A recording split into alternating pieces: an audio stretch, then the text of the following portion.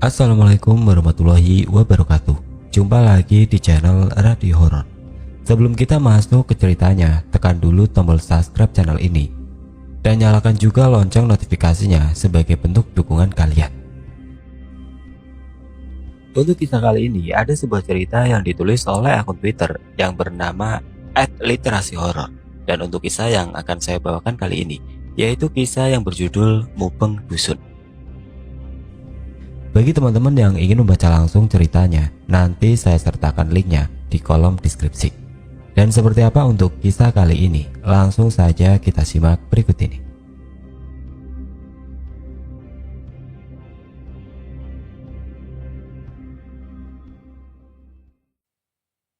Cerita kami para peronda malam dari sebuah daerah terpencil di selatan Jawa.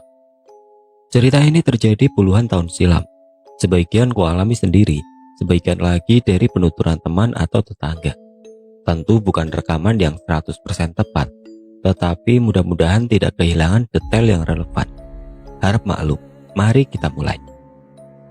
Saat itu dusun kami memang sudah dialiri listrik, tetapi penerangan belum merata. Masih banyak yang menggunakan lampu minyak. Ronda malam sudah lazim dan rutin digelar karena masih banyak pencurian. Beberapa kali rumah warga disatroni maling, termasuk rumah bapakku yang ikut digasak. Matahari baru tenggelam saja, rasanya tidak terdengar apa-apa lagi selain suara hewan-hewan malam. Setiap kepala keluarga di dusun kami kebagian tugas meronda. Selain anak-anak muda yang suka rela ikut, hampir tiap hari malah. Jam 9 malam, biasanya pos ronda mulai ramai. Malam itu aku dan 4 temanku, Wanto, Pras, Yanto, dan Joko, kumpul di pos ronda. Sudah ada bapak-bapak yang datang juga. Mereka duduk di amben bambu, sedang kami gelar tikar. Bagi kami, nongkrong di pos ronda adalah hiburan. Setelah mungkin seharian membantu orang tua bertani atau pekerjaan lain, tidak peduli besok sekolah. Yang kami lakukan cuma ngobrol atau main domino. Tidak punya gitar seperti anak nongkrong kebanyakan. Paling ada kalau anak desa sebelah mampir bawa gitar. Kalau tidak, ya harus pasrah menikmati suara alam, jangkrik, codot, burung hantu, dan kadang suara-suara aneh yang aku nggak tahu apa sumbernya. Dusun kami terletak di sekitar pegunungan, jadi setiap malam dinginnya kebangetan. Tapi kalau siang, panas bukan main. Makanya kalau ronda malam, kami selalu membuat perapian untuk menghangatkan badan. Kadang ada juga warga yang membawa singkong atau jagung yang bisa kami bakar dan santap ramai-ramai. Kalau tidak ada, terpaksa kami ke ladang Mbak Arto untuk mencabut singkong. Bukan mencuri ya, tapi izin lewat cucunya yang tidak lain salah satu temanku itu. Bapak-bapak peronda itu biasanya melarang kami ke ladang malam-malam karena gelap dan sering ada ular berbisa. Tapi kami selalu bisa mencari alasan. Kadang kami bujuk Mas Mario untuk menemani. Dia salah satu pemuda senior di dusun ketimbang kami yang masih belasan tahun. Dia terkenal pemberani. Sering laku prihatin dan berguru ilmu bela diri dan kebatinan di beberapa daerah. Tapi justru kadang-kadang malah jadi bercanda buat kami yang nyalinya setengah-setengah. Pras, gimana kalau cari singkong? Besok tinggal bilang si mbahmu, kata Joko. Males ke ladang jauh. Makan yang lain saja, kata Pras. Lah terus apa?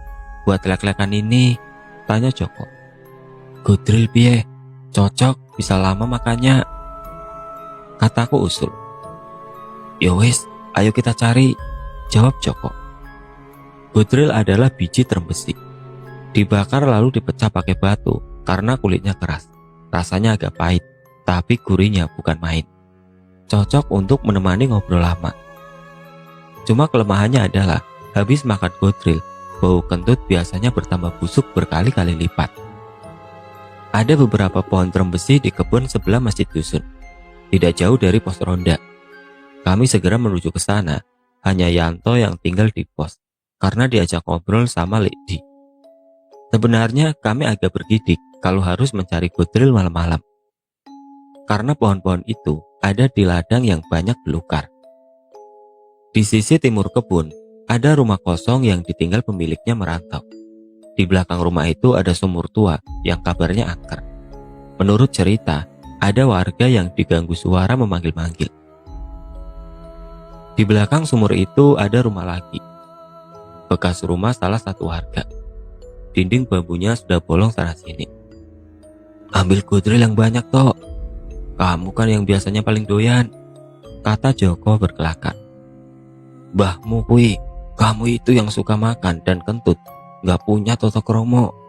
Sampai kambing saja pingsan," balas Wanto. Kami pun terbahak-bahak karenanya. "Kok di sini banyak? Anginnya sepertinya lagi ke timur," kataku. "Wah iya lah itu di bawah lebih banyak," jawab Joko. Kontur tanah di kebun itu memang agak tinggi, jadi rumah kosong di sisi timur posisinya agak di bawah kebun. "Janganlah, takut aku," kataku. Tapi Joko tidak menggubris. "Alah, gak apa-apa Ki lo, kudrilnya banyak, ayo Pras," kata Joko. Pras dan Wanto pun menyusul Joko menuruni kebun sampai di pinggir rumah kosong itu. Joko ini memang sedikit bandel. Dia lebih tua beberapa tahun dariku, tapi sebenarnya dia penakut juga. Lain kesempatan akan kuceritakan. Mau tidak mau aku ikut. Sesekali tidak sengaja aku melirik sumur tua itu yang langsung membuatku merinding. Terbayang kalau tiba-tiba muncul hantu berambut panjang memanggil-manggil, atau pocong yang mengintip dari balik tiang sumur. Tidak berani lagi aku membayangkan. "Udah cukup ini yuk," kata Pras. "Iya yuk ke pos, sudah bisa buat semalaman," kataku. "Ya wis yuk," timpal Joko. Tapi baru kami akan naik ke undakan-undakan kebun itu, tiba-tiba Wanto teriak. "Apa itu?" Menunjuk ke sebuah arah. Mukanya pucat pasi. Kami pun spontan mengikuti arah yang dia tunjuk. Bukan ke arah sumur, tapi ke sudut rumah kosong. Dari kejauhan, tampak sosok samar-samar putih menyembul dari balik pepohonan. Sekonyong-konyong kami tunggang langgang, menabrak semak-semak dan tanaman lainnya. Tidak peduli kudril yang kami kumpulkan berhamburan. Wah, kami lari dan berteriak-teriak. Sampai di pos, orang-orang kaget melihat kami berlari-lari histeris. "Ada apa Ica?" tanya Pak Disuk. "Ada pocongan deh di rumah kosong itu," kataku. "Walah, yang bener, jangan bohong." "Bener deh." "Lah ini Wanto yang lihat pertama," kata Joko. Iya deh gak bohong," timbal Wanto. "Ya udah, ayo dilihat saja, siapa tahu malam maling," kata Lady. "Iya di, ayo Baman, sampean ikut ya," kata Pak Desuk. Mereka pun berangkat, sedang kami mengikuti dari belakang. Sebelum belok ke jalan kecil menuju kebun itu, kami bertemu Leklar, salah satu warga. "Lar, ayo ikut sekalian," kata Desuk. "Kemana Kang?" jawabnya. "Ini kata anak-anak lihat pocongan di rumah kosong pojokan itu," kata Desuk. "Wah, masa deh, perlu dikentongin biar warga tahu." "Jangan-jangan malah maling itu," kata Leklar. "Aku juga curiga, tapi jangan pukul kentongan dulu," kata Pak Dik. Wajar memang bapak-bapak itu menduga ada maling. Apalagi sudah beberapa kali rumah warga di sisi timur berbatasan dengan kali diobok-obok pencuri. Rumah bapakku sudah 2 kali disatroni, kehilangan ayam dan sejumlah uang. Warga pun kini jadi lebih waspada. Sebenarnya aku yakin dalam hati kecil bapak-bapak itu pasti ada rasa percaya bahwa rumah kosong berhantu. Hampir semua warga tahu apa yang pernah terjadi di rumah itu beberapa tahun silam. Kejadian yang sempat membuat orang-orang tua melarang anaknya keluar bermain saat petang tiba. Baiknya aku ceritakan dulu soal ini. Kilas balik, aku masih SD saat itu. Aku melihat sendiri peristiwa itu bersama beberapa teman lainnya. Setiap Sabtu sore, anak-anak ikut TPA di masjid dusun. Aku juga. Wanto, Pras dan Yanto itu pun ikut. Joko sendiri jarang ikut karena waktu itu dia sudah SMP. mungkin merasa beda dunia dengan kami anak-anak SD. Ikut TPA juga bisa jadi alasan kami main dengan teman-teman. Biasanya selesai sebelum maghrib, lalu kami sholat di masjid. Baru nanti pulang bersama orang-orang tua kami. Tapi hari itu habis maghrib aku belum pulang. Bapakku masih ngobrol dengan beberapa pengurus masjid. Akhirnya aku dan teman-teman main di sekitar masjid, tidak jauh dari kebun. Rumah di sebelah kebun itu sudah kosong. Sore itu aku dan teman-teman bermain pasir yang akan dipakai membangun pagar masjid. Sesekali kami juga berkejaran. Saat itulah tiba-tiba ada temanku yang bilang, "Itu ada api terbang." Saat kami mendongak, terlihat seperti obor, lumayan besar, terbang pelan dari kejauhan sampai akhirnya mendekat dan berhenti di atas rumah kosong itu. Berputar-putar, hilang di belakang rumah, lalu muncul lagi dan membubuk. Kami yang masih anak-anak tidak tahu itu apa. Kami malah berniat mengikutinya. Sampai tiba-tiba ada orang tua yang berlari dan langsung membawa kami masuk ke dalam masjid. Mereka kemudian beristighfar bersama-sama dengan agak keras. Ada yang membaca doa-doa juga. Dari balik jendela masjid, sempat kulihat api berbelok ke kebun, terbang pelan melewati pepohonan, seolah menjauhi masjid. Sampai tidak terlihat lagi di balik rimbun pohon-pohon di batas desa. Tapi semua yang berada di dalam masih mengucapkan doa-doa. Kemudian berhenti. "Sudah, gak apa-apa," kata Pak Imam. Selesai sholat isya, kami semua pulang. Aku pulang bersama bapak yang tidak bercerita sama sekali soal kejadian tadi. Teman-temanku juga pulang dengan orang tuanya. Sampai di rumah, bapak mengunci semua pintu dan jendela. Beliau menyuruhku segera tidur. Tapi sesekali dari kamar masih kudengar beliau beristighfar berkali-kali. Kembali ke cerita sekarang. Setelah bertemu Leklar, kami kembali berjalan menuju rumah kosong itu. Bapak-bapak itu berjalan di depan, sedang kami membuntuti. Baru membelok ke tikungan sebelum jalan lurus ke kebun dan ke rumah kosong itu, kami melihat orang sedang duduk jongkok di bawah lampu penerangan jalan. Tidak terlalu terang karena hanya berupa bohlam kuning. Saat mendekat, rupanya orang itu adalah Mas Mario. Dia sekilas melihat kami. "Kamu, Mar, lagi apa?" tanya Desuk. "Iki, nyari gangsir," jawabnya pendek. Gangsir adalah sejenis jangkrik, tetapi ukurannya lebih besar.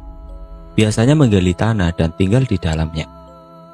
Mudah ditemukan karena meninggalkan lubang kecil di tanah. Mencari gangsir lazim bagi warga. Selain bisa jadi pakan burung, juga berguna untuk umpan memancing. "Kamu apa lihat yang aneh-aneh di dekat kebun atau rumah kosong itu?" Anak-anak iki ngaku dilihatin pocongan, tanya Lady pada Mas Mario. Enggak ada apa-apa. Itu aku tadi lewat rumah kosong itu. Gak usah repot nyariin," jawab Mas Mario. "Sudah, pada pulang saja," tambahnya. "Beneran, Mar? Jangan-jangan malah maling, makanya kami mau cek," kata Desuk memastikan. "Bukan maling, itu mau aku yang lewat sono," kata Mas Mario. "Lah, beneran? Kamu ini bocah-bocah karena ketakutan, jadi ngawur. Makanya jangan keluyuran ke kebun malam-malam," kata Lady sambil melihat kami yang hanya bisa menunduk. "Tapi aku masih ingin ngecek memastikan saja," kata Leklar. Leklar tinggal di batas dusun dengan area sawah. Rumahnya pas di pinggir kali di bawah rimbun bambu. Kalau mau ke rumahnya harus melewati dayangan atau semacam tempat ritual. Biasanya berupa pohon besar yang dipagari sekelilingnya. Jadi kalau soal keberanian, rasanya dia 11-12 dengan Mas Mario. Sebelum Leklar berjalan lagi, tiba-tiba Mbah Man menahannya. "Udah, gak perlu lagi ditengok, Lar. Kan sudah dikasih tahu Mario barusan," katanya sembari tersenyum. Mbah Man adalah salah satu sesepuh di kampung kami.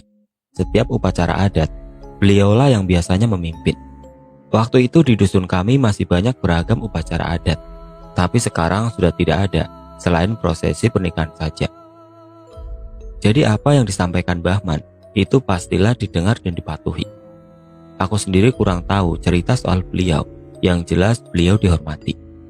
Akhirnya kami pun kembali ke pos ronda. "Kamu tidak ikut, Mar?" tanya Desuk. "Aku di sini aja, nyari gangsir," jawab Mas Mario. "Ya udah, nanti kalau belum ngantuk, mampir ke pos," kata Desuk. Mas Mario hanya mengangguk. Sampai di pos ronda, kami masih diceramahi Lady dan Leklar. Kami hanya mengiyakan dan berjanji tidak akan mencari Godril malam-malam lagi. Setelah itu mereka larut dalam obrolan dengan bapak-bapak lain. Sedangkan kami mulai membakar Godril yang sempat terbawa walau sedikit. Lumayanlah daripada tidak ada. Tengah malam telah lewat. Bapak-bapak itu bersiap untuk keliling dusun, memastikan tidak ada hal mencurigakan yang bisa merugikan warga. Biasanya peronda akan menyisir sisi selatan terlebih dahulu dan selanjutnya mengitari dusun ke utara dan melewati jalan-jalan yang ada rumah warga. Selain untuk memastikan keamanan, juga untuk mengambil beras jimpitan yang sudah disiapkan warga di tempat khusus yang digantung di depan rumah. Beras ini akan dikumpulkan untuk keperluan warga nantinya.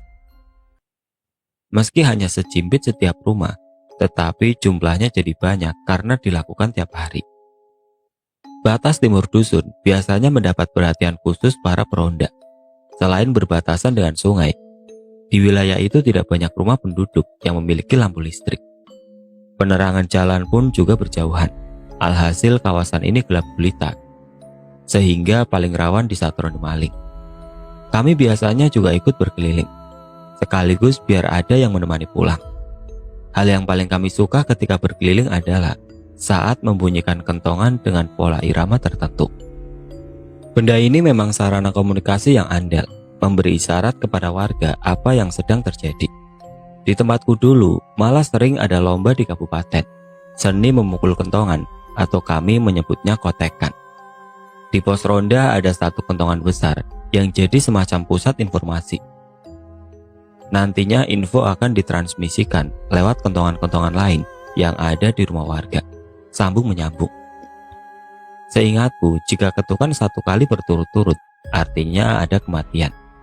2 kali ada pencurian, 3 kali ada kebakaran, 4 kali bencana alam, 5 kali pencurian hewan, 6 kali darah muluk atau kondisi aman.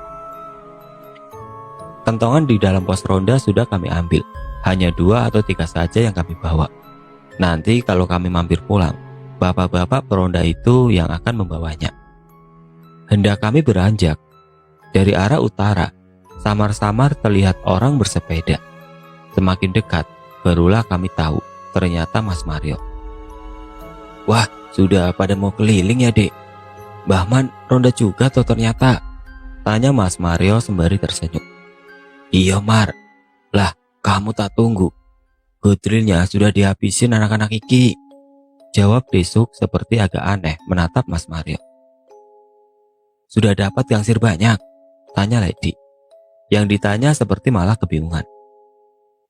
"Wong acaranya baru selesai, podo telat datang," jawab Mas Mario. "Lah, bukannya tadi kamu cari gangsir di jalan dekat kebun pojokan?" tanya Leklar. "Wah, aku ini baru pulang dari sanaku yang memantu," jawabnya makin bingung. "Tadi sebelum maghrib disuruh antar bapak ke sana mau nginep. Wong ibu sudah di sana sejak kemarin. Aku pulang nungguin rumah," kata Mas Mario. Kami yang mendengar penjelasannya kaget bukan main. Bibit-bibit ketakutan mulai tumbuh. Sepertinya anak-anak pemburu Godril itu juga sama denganku. "Yang bener, Tomar. Baru saja kira-kira jam 10-an tadi, aku ketemu kamu di jalan dekat kebun pojokan itu. Iki lo, semua juga ngerti," kata Desuk seperti tidak percaya. "Iya, Le, aku memang bener habis dari rumah saudaraku dekat kecamatan. Ada apa toh, Le, sebenarnya?" Mas Mario bertanya balik. Mas Mario agaknya benar-benar tidak tahu apa yang terjadi. dia memanggil Desuk dengan panggilan Lek karena beliau lebih muda dari bapaknya. Sesaat kami yang berada di situ saling pandang. Hanya Mbah Man yang sepertinya sejak tadi tampak tenang saja. "Tenang Mas, tadi aku sama teman-teman cari godil di kebun itu. Terus kami ditampakin pocongan. Kami lari ke pos dan kembali ke kebun itu sama Desuk, Lady, Leklar. Malah Mbah Man juga ikut. Tapi di belokan itu kami ketemu kamu lagi cari gangsir," kata Joko tiba-tiba angkat bicara. Mukanya tegang. Sebelum semua bertambah bingung, Mbah Man yang dari tadi duduk di dekat perapian akhirnya menengahi. Sudah, tidak usah pada ribut. Aku percaya dengan yang dibilang Mario itu. Ayo, kita lanjut mumpung dusun saja," kata beliau santai, seperti tidak terjadi apa-apa. "Loh Mbah, kan tadi juga jenengan yang bilang, percaya saja dengan Mario yang kita temui di pinggir jalan itu. Makanya kita terus balik ke pos. Pripun toh Mbah?" kata Leklar protes. Dalam kondisi serba membingungkan semacam itu, rasanya wajar jika Leklar masih sedikit ngeyel. "Iyo Lar, aku ora lali. Tapi wis, saiki ikuti saja apa saranku. Besok masih ada waktu untuk cerita, jangan sekarang. Mario, kamu ikut mumpung saja. Sekalian antar anak-anak ini pulang," kata Mbah Man. Kalimat beliau ini kesannya seperti kakek yang sedang menenangkan cucu-cucunya yang sedang gelisah. Tentu saja jawaban itu tidak memuaskan kami, apalagi Leklar. Malah semakin membuat penasaran. Tapi karena Mbah Man yang bilang begitu, akhirnya semua menurut saja. "Iya, baiknya memang begitu. Yang paling penting, sekarang keamanan dusun kita dulu. Aku manut Mbah Man saja," kata Desuk. "Ayo, sekarang kita segera mumpung saja. Belum ada jimpitan beras yang kita ambil," tambahnya. Agaknya Desuk sudah paham dengan maksud Mbah Man. Meski mungkin jadi penasaran, tapi terlihat dia tidak ingin suasana jadi kacau. "Kalian langsung pulang saja," katanya. "Nggih deh," jawabku. Kami pun sebenarnya sudah tidak ingin lagi lama-lama di pos ronda. Pikiran kami sudah tidak tenang. Teman-temanku itu pun hanya diam, cuma sesekali mereka saling pandang. Wanto terlihat pucat karena mungkin merasa dialah yang pertama melihat wujud mencurigakan di rumah kosong itu. Rasanya aku pun sama, pucat dan ketakutan juga. Semua pun sepakat dengan Mbah Man. Kami berangkat berkeliling, memukul kentongan yang seperti jadi hambar iramanya. Antara dipukul sembarangan dan tidak bertenaga, atau sesungguhnya memang sengaja biar tidak gaduh. Kaki juga rasanya segan hendak berjalan, seperti menolak karena ada sesuatu yang buruk menanti di depan. Irama kentongan pun mengalun pelan seiring langkah kami menyusuri jalan di dusun menuju ke selatan. Tidak ada percakapan di antara kami. Bapak-bapak itu seperti memikirkan sesuatu yang serius dan menghindari obrolan.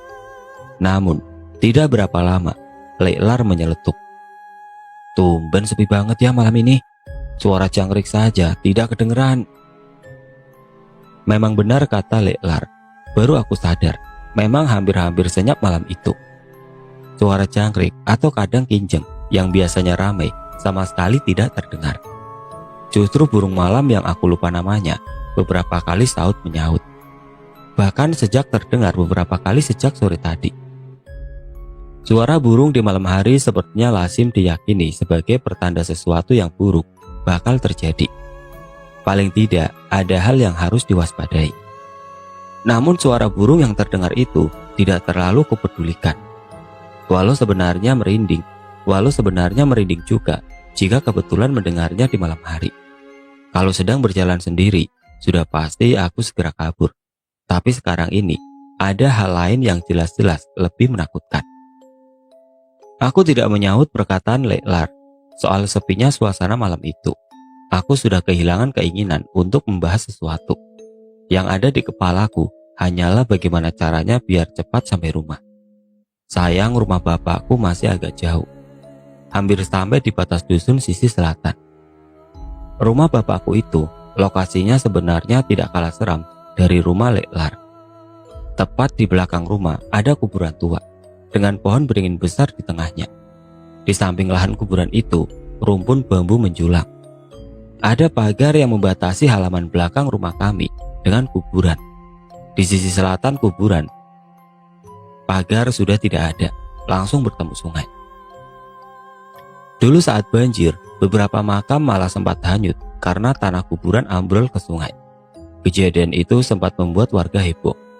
Meski sekilas seram, tapi aku merasa nyaman-nyaman saja di rumah itu. Toh aku pun hampir tidak pernah diganggu hal-hal aneh. Walau rupanya itu semua karena aku tidak peka. Setelah bertahun-tahun, barulah aku tahu dari adikku bahwa ada makhluk lain beberapa kali berkeliaran di rumah kami. Adikku yang dulu waktu kecil penakut dan selalu minta ditemani kalau ingin ke kamar mandi, ternyata menyimpan banyak cerita yang baru dia ceritakan padaku setelah kami masing-masing merantau ke kota lain. Akhirnya kami sampai di tikungan paling selatan desa.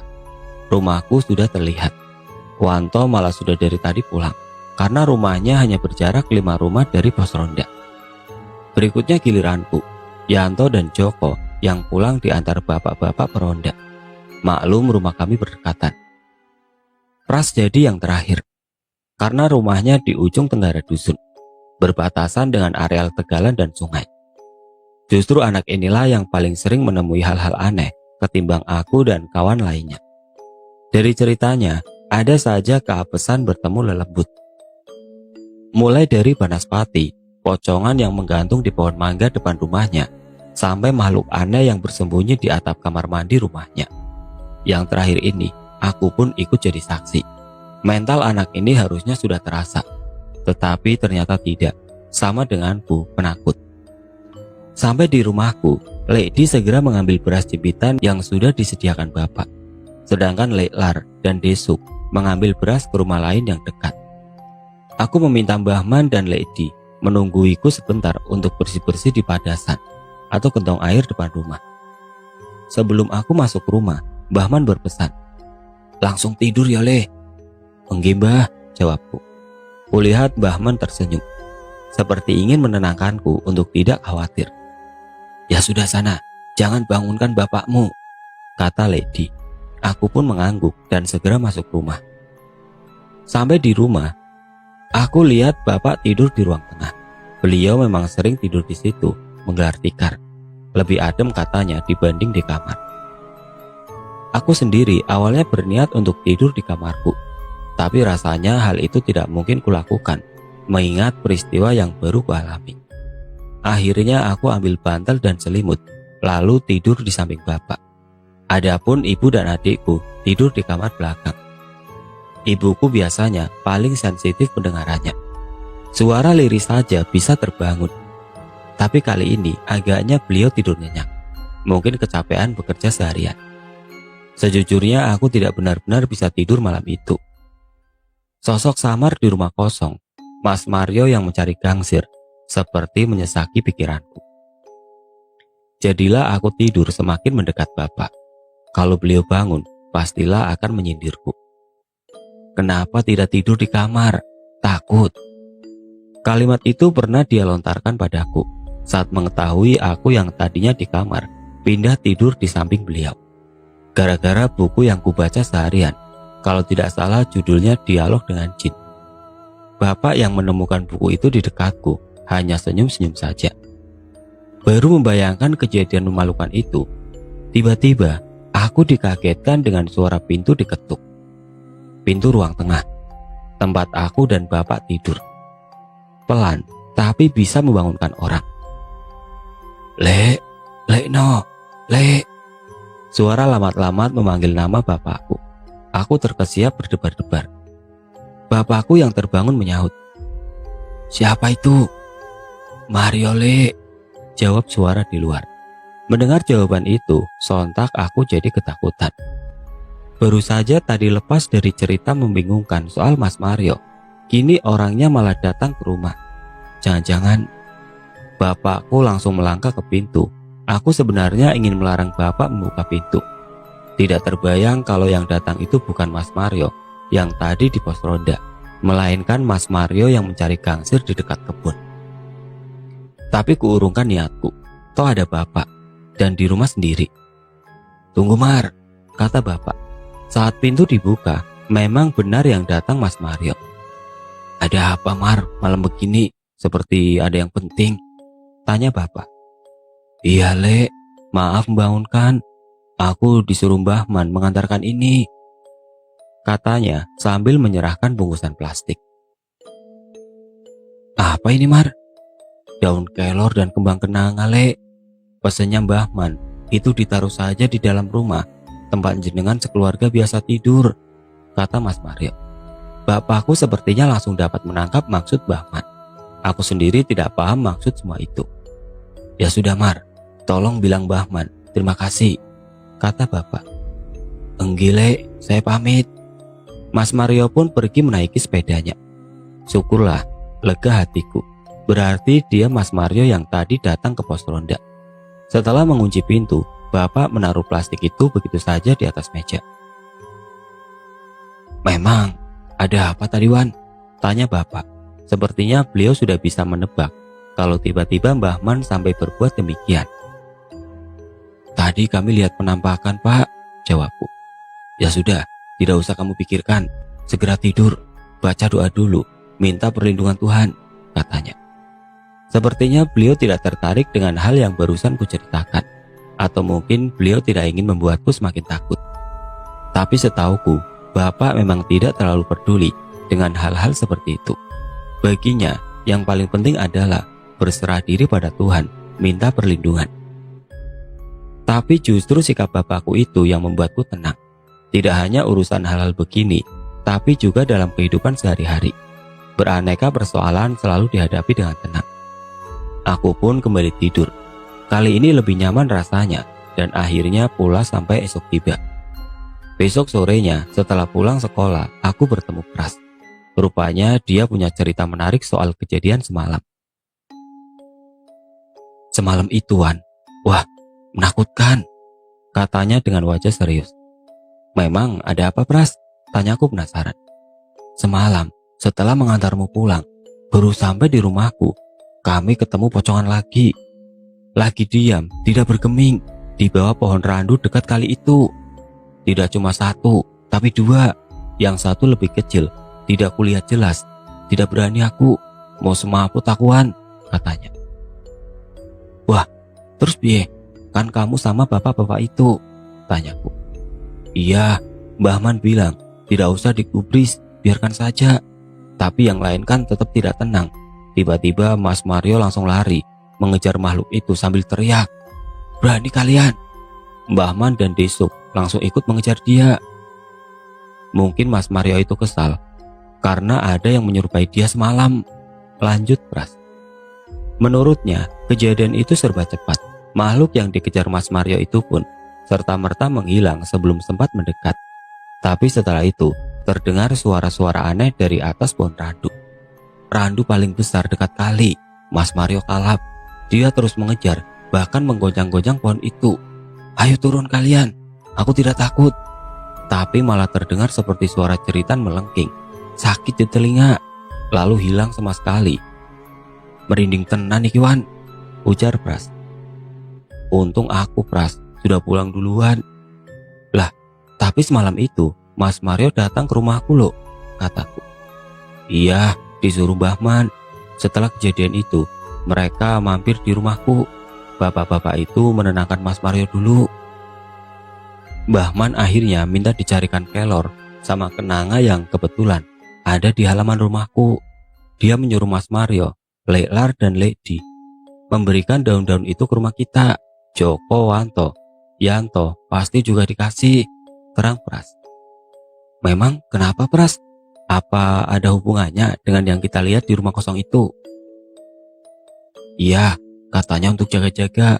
Boleh percaya boleh tidak, yang penting sudah usaha, kata Pras. Malam itu Mbah Man menceritakan kejadian menurut penglihatannya kepada Desuk, Lady, Leklar, Mas Mario dan bapaknya Pras. Termasuk siapa sebenarnya orang yang mengaku Mas Mario di dekat kebun yang sedang mencari gangsir itu. Aku memang sudah disuruh masuk kamar sama bapakku, tapi aku masih bisa dengar obrolan mereka. walaupun kadang tidak begitu jelas dan aku sendiri tidak tahu apa yang mereka maksud. Gak bisa tidur aku semalam, kata Pras. Mendengar penjelasan Pras, jantungku seperti berdegup semakin kencang. Ya, aku penasaran mendengar ceritanya. Walaupun seperti sudah aku tahu arahnya, tapi aku ingin dengar apa yang diceritakan Bahman semalam. Menurut Bahman, Mas Mario yang sedang mencari gangsir malam itu sebenarnya adalah lelembut. Kalau kalian lebih teliti, dia itu sebenarnya tidak benar-benar jongkok, tapi memang tidak ada kakinya. Dan kalau kalian peka, maka pasti akan mencium bau tidak sedap, kata Bahman. Tapi apa yang dibilang makhluk itu memang benar, bahwa yang dilihat Pras dan teman-temannya di rumah kosong itu memang dia, jadi tidak perlu dicari lagi. Dan makhluk ini memang benar-benar mencari gangsir, yang aku tidak tahu untuk apa, kata Pras menirukan penjelasan Bahman malam itu. Malah menurut beliau, semalam itu dusun kita ini sedang dikunjungi banyak makhluk. Salah satunya yang muncul lagi di pohon randu itu, kata Pras. Katanya semalam itu bau tidak sedap menyengat di mana-mana, saking banyaknya makhluk itu. Bahman pun merasa perlu untuk berbuat sesuatu. Menurut Pras, Bahman sendiri mengaku tidak tahu apa pemicunya. Bisa jadi karena kiriman orang, atau mereka datang karena ada sesuatu yang mengundang dengan sengaja atau tidak sengaja. Tapi alangkah lebih baik berjaga-jaga. Salah satunya menggunakan media daun kelor dan kenanga itu. Selebihnya pasrahkan semua pada Yang Maha Kuasa, kata beliau. Mendengar cerita itu, rasanya tubuhku langsung lemas. Meski masih sore, nyaliku sudah menciut. Sudah pasti malam ini dan malam-malam berikutnya nanti tidak berani lagi aku keluar nongkrong sama teman-temanku itu. Apalagi ikut meronda keliling dusun. Kita tidak usah nongkrong di pos dulu kalau begitu, Pras. Kamu kasih tahu cerita itu ke teman-teman lain, kataku. Iya, kata Bahman, walaupun sebenarnya sudah tidak ada apa-apa, tapi lebih baik diam di rumah dulu kalau malam datang. Syukur-syukur beribadah, jawabnya. Setelah berita itu menyebar, warga dusun kami sepakat menggelar upacara adat, mungkin lebih tepatnya semacam bersih desa. Pemilik rumah kosong dekat kebun itu dihubungi, diminta pulang kampung, sebenarnya untuk membersihkan rumahnya bersama warga.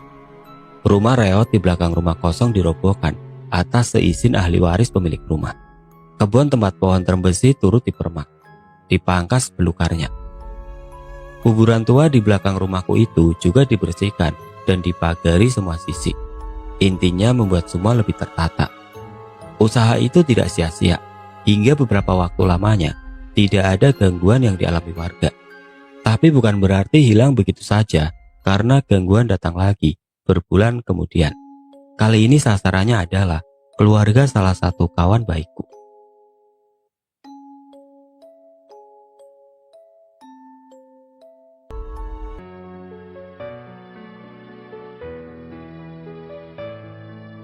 Oke, dan sekian untuk cerita kali ini. Bagaimana menurut kalian tentang kisah ini? Tulis komentar kalian di kolom komentar.